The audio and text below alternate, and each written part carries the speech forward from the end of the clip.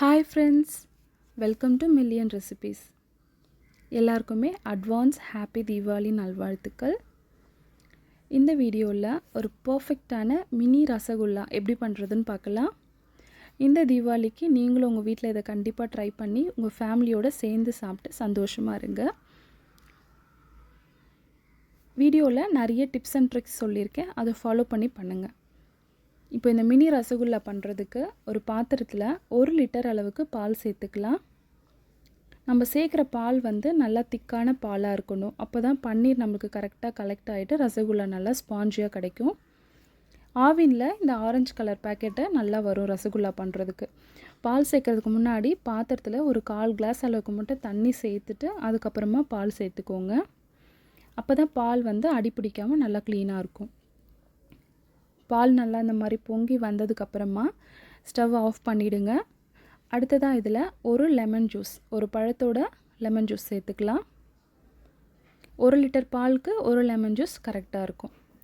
சேர்த்துட்டு இந்த மாதிரி கலந்துகிட்டே இருந்தீங்கன்னா இதில் இருக்க பன்னீர் தனியாக தண்ணி தனியாக பிரிஞ்சு சூப்பராக கிடைக்கும். பன்னீர் இந்த மாதிரி தனியாக வந்ததுக்கப்புறமா இதில் ஒரு 4-5 ஐஸ் க்யூப் சேர்த்துக்கலாம். நான் சொன்ன டிப்ஸில் இது டிப் நம்பர் 1. ஐஸ் க்யூப் சேர்க்கறதுனால நம்மளோட ரசகுல்லா நல்லா அந்த ஸ்பாஞ்சு டெக்ஸ்சர்லேயும் நல்லா ஜூஸியாகவும் கிடைக்கும். இது நல்லா கலந்து விட்டுட்டு இதை இப்போது நம்ம ஃபில்டர் பண்ணிக்கலாம். இந்த மாதிரி ஒரு க்ளீனான துணியில் ஃபில்டர் பண்ணி பன்னீரை மட்டும் தனியாக எடுக்க போகிறோம். பன்னீரை நல்லா ஃபில்டர் பண்ணிவிட்டு அதுக்கப்புறமா இதில் ஒரு 2 தடவை நல்ல தண்ணி ஊற்றி நல்லா வாஷ் பண்ணி எடுக்கணும். வாஷ் பண்ணுறதுனால அதில் இருக்க அந்த லெமன் ஜூஸோட டேஸ்ட்டு ஃப்ளேவர் எல்லாமே போயிட்டு பன்னீர் நமக்கு நல்லா சூப்பராக கிடைக்கும். நல்லா வாஷ் பண்ணிவிட்டு அதுக்கப்புறமா இதை ஒரு 1/2 அன் ஹவருக்கு நல்லா கட்டி ஒரு ஓரமாக வச்சிட போகிறோம். நம்ம என்ன தான் டக்குன்னு கடையில் ஸ்வீட் வாங்கி கொடுத்தாலும் நம்ம கையால் நம்ம ஹஸ்பண்ட்க்கும் நம்ம பசங்களுக்கும் செஞ்சு கொடுக்கும்போது நம்ம அம்மா நமக்காக செஞ்சாங்க, நம்ம ஒய்ஃப் நமக்காக செஞ்சாங்கன்னு அவங்க ஒரு சாப்பிடும்போது அவங்களுக்கும் ஒரு சந்தோஷம் கிடைக்கும்.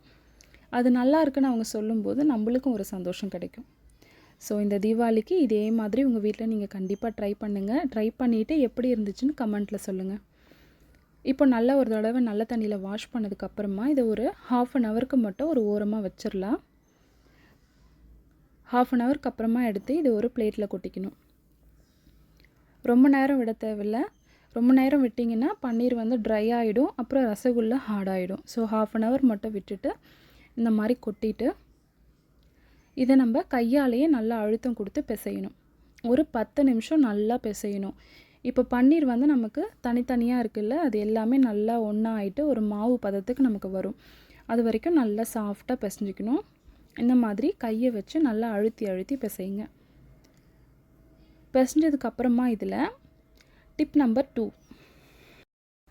இப்போது அடுத்ததாக இதில் 2 பொருள் நம்ம சேர்க்க போகிறோம். அதுதான் இந்த ரசகுல்லாவுக்கு ரொம்பவே இம்பார்ட்டண்ட்டு.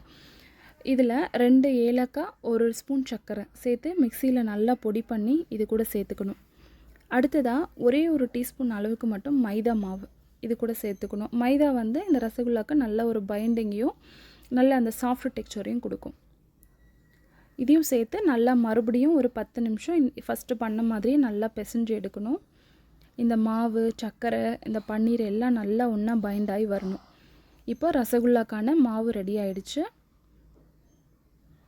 இப்போ நமக்கு நான் இன்றைக்கி மினி ரசகுல்லா செய்ய போகிறேன். அதனால் ரொம்ப சின்ன சின்னதாக எடுத்திருக்கேன். நீங்கள் பெருசாக கூட பண்ணிக்கலாம். இந்த மாதிரி பால்ஸை நல்லா சாஃப்டாக உருட்டி எடுத்ததுக்கப்புறமா சர்க்கரை பாகு ரெடி பண்ணிக்கலாம். ஒரு பேனில் 1 கப் அளவுக்கு சர்க்கரை சேர்த்துக்கலாம்.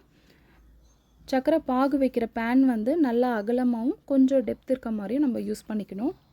அப்போ தான் ரசகுல்லா வேகிறதுக்கு இடம் கொஞ்சம் ஃப்ரீயாக இருக்கும்.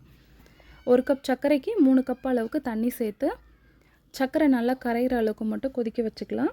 கூட ஒரு 2 ஏலக்காய் தட்டி சேர்த்துக்கணும்.